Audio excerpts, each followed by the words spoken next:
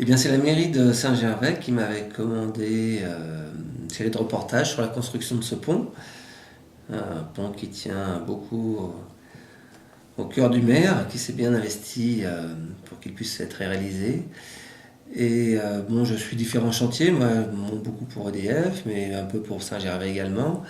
Et là, un pont, j'avais jamais vu. Et là, c'est vrai que c'est un pont qui a une certaine esthétique. Il est très élancé, très fin. C'est une belle prouesse technologique, puisque il n'y a qu'un autre pont au monde qui existe sous cette structure et se trouve à La Réunion. Donc c'est intéressant.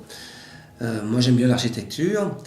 Et puis là, bon, c'est vrai que j'habite pas bien loin, donc c'était très pratique. Je pouvais venir à l'instant où il se passait quelque chose. C'est important sur un chantier de venir régulièrement.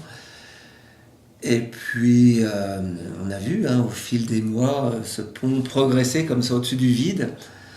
En descendant dans les gorges du Bonan, là on voyait cette avancée vraiment spectaculaire. Et ce pont, au final, je le trouve très esthétique, très pratique, c'est vrai, mais en fait, il fonctionne, il n'y a pas de pile. Il y a deux culées. Des culées, ce sont en fait, on pourrait dire, je ne suis pas technicien, mais d'énormes contrepoids, donc des masses énormes de béton, et qui sont en fait des salles, très grandes salles. Et l'une a été dédiée à une salle d'exposition photo, et l'autre est consacrée à une salle d'escalade.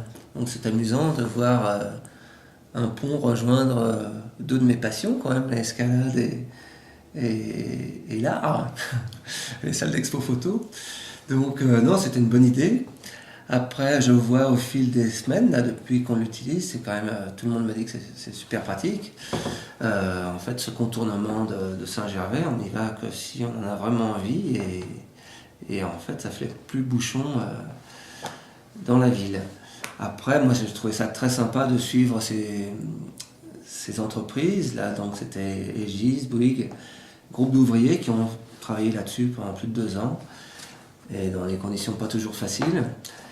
Et des maîtres maçons, et qui ont des compagnons. Voilà, ce ne sont pas des compagnons du Tour de France, mais des compagnons, comme ça, qui s'appellent chez Bouygues.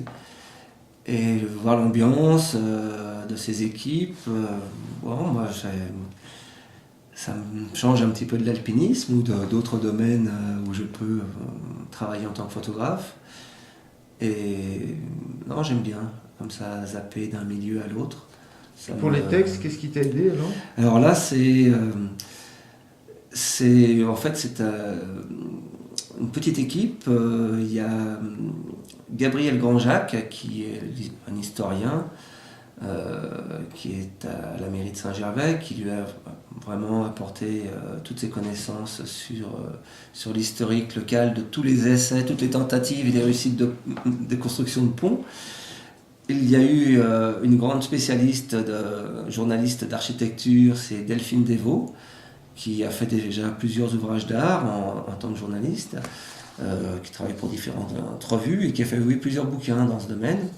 Et puis Franck Lecoutre, qui est un journaliste très dynamique, qui s'est plus occupé de la partie humaine, du lien.